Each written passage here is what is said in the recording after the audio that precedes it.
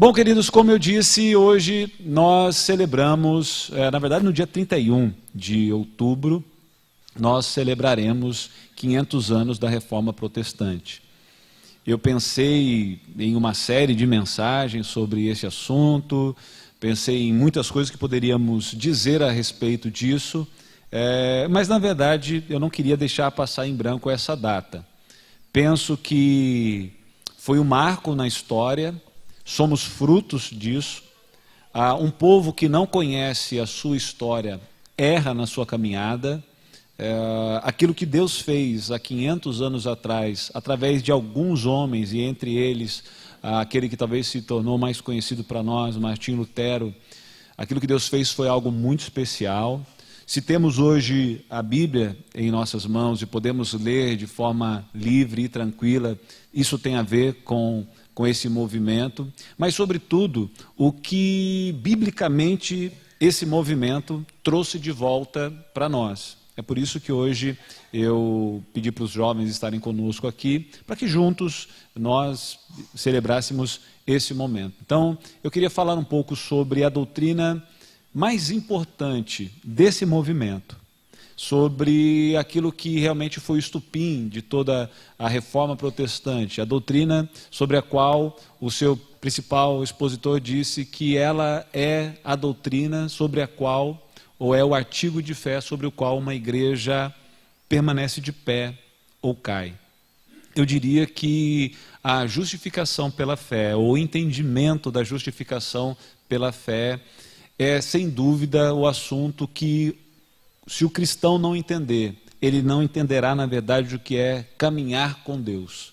Ele não entenderá o que é estar em paz com Deus. Embora, irmãos, quero deixar claro aqui que a nossa fé está alicerçada nas Escrituras, que temos homens que fizeram a diferença como homens de importância, mas reconhecemos plenamente as suas falhas, as suas limitações e os seus erros. Nem a Bíblia, nem a história esconde as falhas dos nossos heróis, aqui entre aspas, porque eles são homens e nós confiamos apenas no Senhor. Lutero foi um homem de Deus, mas um homem, e reconhecemos que ele é fruto de um tempo, e que a Reforma Protestante ela acontece em um momento conturbado, e muitas coisas acontecem que são erradas dentro do processo, mas contudo nós conseguimos ver, em meio aos erros dos homens, a perfeição do Senhor, do seu plano salvífico, do seu plano de trazer de volta as Escrituras. Ok? Bom, Martinho Lutero, ele nasceu em 1483. Não era de uma família muito abastada, mas de uma família que entendia que o estudo era algo muito importante. Logo cedo perceberam que Lutero era alguém muito capacitado, um menino de uma inteligência brilhante. E investiram para que esse menino pudesse estudar.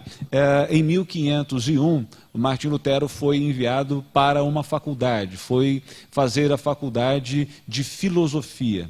E ele se formou em filosofia, mas para atender à vontade dos seus pais, que queriam que ele se formasse também em Direito, ele então se inscreve na faculdade de Direito, onde ele vai começar a cursar. Mas algo acontece e muda completamente a história, a trajetória de Lutero. Em 1505, Lutero tem uma experiência assustadora e, ao mesmo tempo, um divisor de águas na sua história. Ele está voltando para a sua casa quando de repente ele é pego em meio a um grande temporal. Um temporal assustador, com muitos raios, e nós estamos falando da Alemanha. E ele está no meio desse temporal, alguns raios caindo muito próximo dele, ele entra em desespero e ele vivia uma vida de um sentimento religioso natural daquela época, um temor, um medo, na verdade, de um Deus irado, e temendo que Deus o mate naquela tempestade, sabendo que se ele morresse naquele momento, certamente ele estaria condenado ao inferno. Então ele, como fruto do seu tempo, faz uma oração para alguém que ele tinha como intermediária entre ele e Deus, a saber, Santa Ana. Ele clama no meio da tempestade dizendo: ajuda-me, Santa Ana, porque se eu me livrar dessa, eu me tornarei monge. E ele então sai daquele momento, daquela tempestade, e ele cumpre com o seu voto, ele cumpre com a sua palavra, e em 1505 ele torna-se um monge dentro do mosteiro augustiniano. Ele passa a se dedicar à vida monástica, porque essa era a compreensão de entrega mais profunda a Deus naquele tempo. Alguém, quando pensava em uma entrega profunda e genuína a Deus, pensava em isolar-se em um mosteiro e tentar viver uma vida monástica. E é isso que ele faz. Mas é muito interessante que Lutero, mesmo vivendo essa vida monástica, ele vive uma inquietação na sua alma. Uma inquietação de não conseguir sentir paz em Deus. Porque ele aprende que, de forma correta, ele aprende que Deus é justo, que Deus é santo. E que ele precisa, de alguma forma, e aí já é um ensinamento que ele tem dentro do meio do cristianismo, que ele aprende, o cristianismo romano, que ele tem que, de alguma forma, se tornar puro para ter acesso a este Deus. Então Lutero passa a viver uma busca por uma santidade inatingível e ao mesmo tempo uma angústia e por outro lado também uma revolta contra esse Deus que é santo e que tudo que ele faz não adianta, porque ele não consegue se tornar santo, se livrar do peso da culpa ou se sentir aceito por Deus. Ele vira um religioso obsessivo. A história conta que ele fazia constantes confissões, detalhadas confissões, e que muitas vezes ele acabava de sair de um confessionário e mal chegava à porta da igreja, voltava para continuar confessando algumas coisas que ele lembrava, para ver se ele conseguia com isso sentir paz em Deus, se ele conseguia com isso ter acesso à presença de Deus. Era também costume de Lutero se autoflagelar, querendo com isso também se purificar. Historiadores contam que ele, nas noites geladas da Alemanha, muitas vezes ele abria mão do seu único cobertor no mosteiro para que ele pudesse sofrer com o frio da madrugada, para que assim ele estivesse punindo a sua carne, tentando com isso encontrar uma santificação.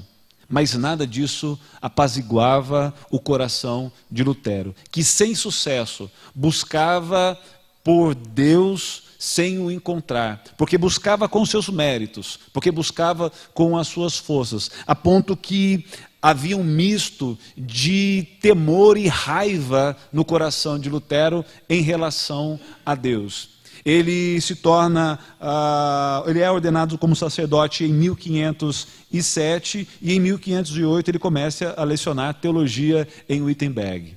E é aí então que as coisas começam a se abrir para Lutero.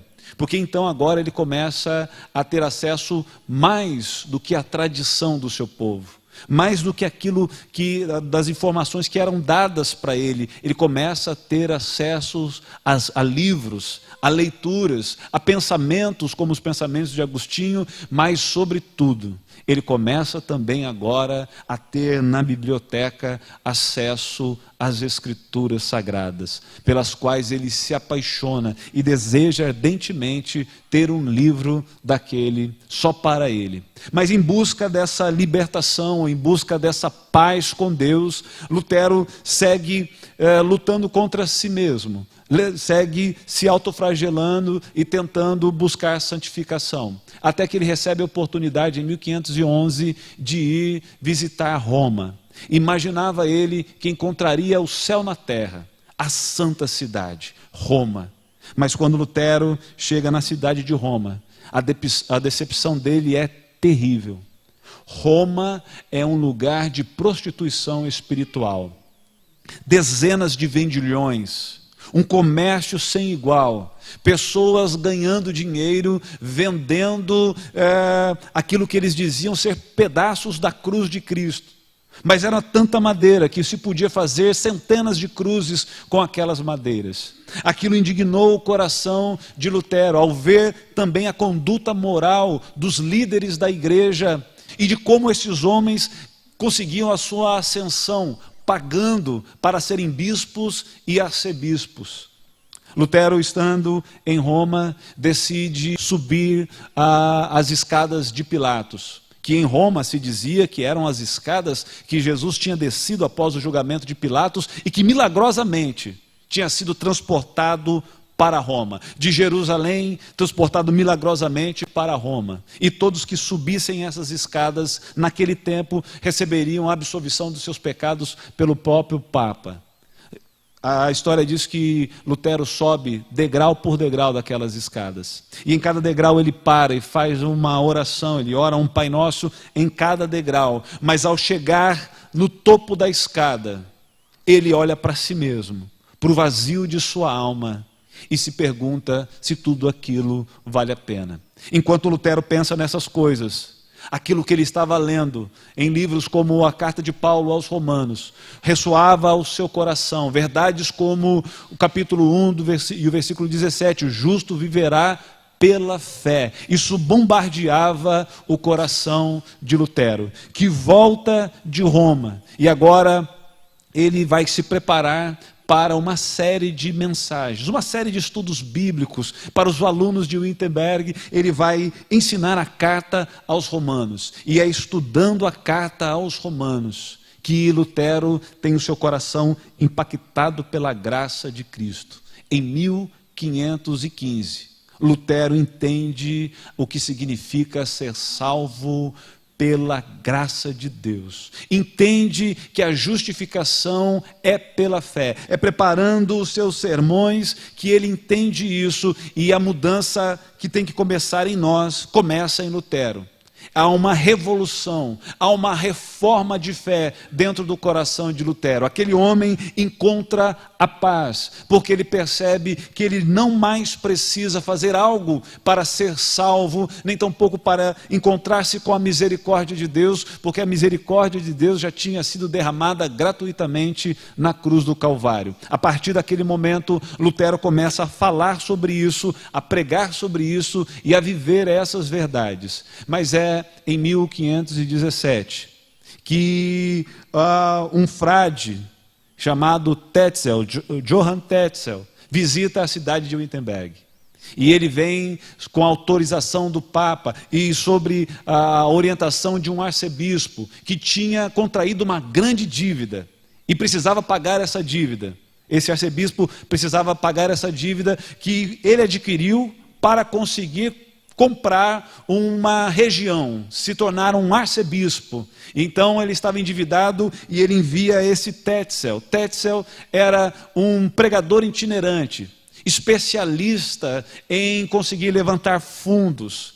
O Papa estava construindo a Capela de São Pedro e precisava de muito dinheiro. Precisava pagar Michelangelo, precisava pagar artistas renomados para uma construção faraônica, e ele precisava de dinheiro. Ele autorizou esse tipo de situação, dizendo que aqueles que contribuíssem teriam os perdões dos seus pecados, poderiam também contribuir não só por eles mesmos, mas poderiam contribuir pelos seus parentes que morreram, e esses que morreram, mesmo que tivessem morrido em pecados profundos, seriam perdoados por causa das indulgências. E esse Tetzel chega na cidade com uma eloquência sem igual, parecendo pregador da teologia da prosperidade, que consegue pegar qualquer texto e transformar isso em uma petição de oferta. E aquilo ofende profundamente o coração reformado de Lutero. Aquilo desperta em Lutero o desejo de rebater aquilo. Quando ele vê pessoas simples sendo enganadas com essa falsa doutrina, quando ele vê a mentira alimentando o clero, quando ele vê que o evangelho está sendo distorcido, Lutero, então, prepara as suas 95 teses. As teses de Lutero certamente eram inspiradas pela doutrina da justificação, porém as 95 teses não eram sobre a justificação, elas eram sobre as indulgências. Era uma refutação, na verdade um chamado para o debate. Ele as escreve em 1517 e no dia 31 de outubro de 1517, ele, de acordo com a tradição, ele afixa essas 95 teses na porta do castelo de Wittenberg, com o propósito de discutir essa questão. Ele as escreve em latim e coloca lá, chamando as pessoas, ou chamando os sábios, chamando os líderes para um debate sobre aquilo, dizendo: eu não concordo, nós precisamos rever esses conceitos. Mas Deus tem um tempo todo especial, e Deus estava se movendo na história. Quando Lutero faz isso, é um tempo exatamente em que a prensa tinha sido criada, ela tinha sido criada produzindo assim a possibilidade de termos a imprensa, e então aquelas 95 teses de Lutero, elas são traduzidas para o alemão, e elas são reproduzidas de forma bem mais rápida do que podia ser feito no passado, através da imprensa, e aquilo se espalha de tal forma, e é lógico que aí também Deus está trabalhando não só em um momento de fé, mas há também uma questão política, onde as pessoas também estão cansadas de ser oprimidas, e os líderes das cidades e os príncipes também estão achando pesados os impostos da igreja, e Deus se vale disso para que as 95 teses colocadas por Lutero se espalhem e vire uma questão de fé para muitos, que abraçam essa questão. Bom, como vocês podem imaginar, isso não soou bem para o clero, que em 1520 chama o Papa Leão X, chama Lutero para uma retratação. Lutero, a partir desse momento, começa a produzir escritos falando sobre isso, defendendo a tese e proclamando o verdadeiro evangelho com um único objetivo: reformar a igreja. Trazer de volta a igreja bíblica, trazer de volta a igreja que ele leu nas Escrituras, trazer de volta a verdade que ele lia nas Escrituras Sagradas e que estava tão diferente da Roma que ele visitou. O caráter dos líderes cristãos, igual aos que ele leu nas Escrituras, tão diferente dos líderes daquele tempo. E ele está sempre fazendo escritos propondo isso, quando em 1520 o Papa o chama para se retratar. E em 1521 ele é colocado diante de uma grande comissão, de uma dieta, como era chamada naquele tempo, de pessoas que iam ouvi-lo. E eles só queriam uma coisa: a retratação de Lutero. Lutero, retrate-se, porque senão você será excomungado. A excomunhão, irmãos, da Igreja Católica naquele tempo era muito mais do que a disciplina de uma igreja hoje. Significava que aquele homem, a partir daquele momento, era um maldito, um indigente, e que não teria direito a absolutamente nada. Ele não perdia apenas os seus direitos religiosos, mas perderia também os seus direitos civis. Ele se tornaria um marginal. E aqui eu leio as palavras de Lutero. Quando Lutero, diante do imperador Carlos V, ele foi chamado no dia 22 de janeiro de 1521 para se retratar, colocado diante de uma comissão, disseram a ele: Lutero, repele os seus livros e os seus erros e o que neles contém. A resposta de Lutero: que se me convençam mediante testemunho das Escrituras e claros argumentos da razão, porque não acredito nem no Papa, nem nos concílios, já que está provado a miúde que estão errados, contradizem-se a si mesmo pelos textos das Escrituras que citei. Estou submetido à minha consciência e unido à palavra de Deus. Por isso, não posso, nem quero retratar-me de nada, porque fazer algo contra a consciência não é seguro e nem saudável. Não posso fazer outra coisa.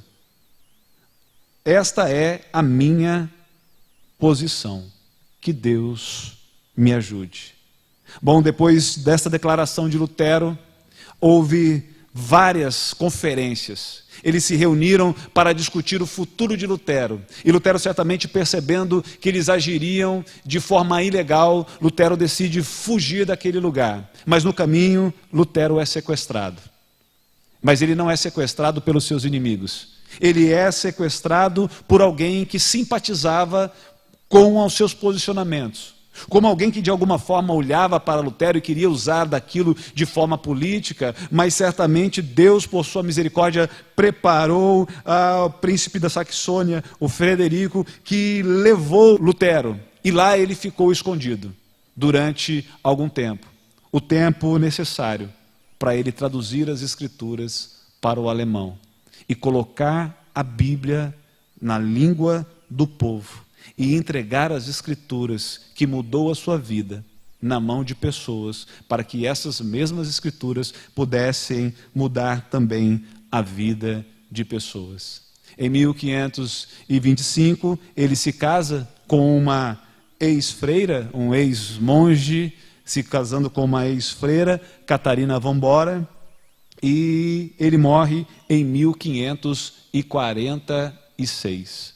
Em 1546, aos 63 anos, de morte natural, deixando um grande legado que nós recordamos hoje, que nós nos lembramos e que fica uma mensagem para nós, de que um homem cheio de Deus, com as Escrituras na mão, pode fazer a diferença para sua geração. Ele era apenas um homem, ele era apenas mais um monge. Mas ele ouviu a voz de Deus, ele obedeceu a voz de Deus, em contraposição a tudo que ele poderia perder, seu prestígio, seus recursos, mas como ele afirmou, ele disse, não posso fazer outra coisa diferente dessa. Esta é a minha posição, que Deus me ajude. E o Senhor o ajudou. Que o Senhor também use as nossas vidas.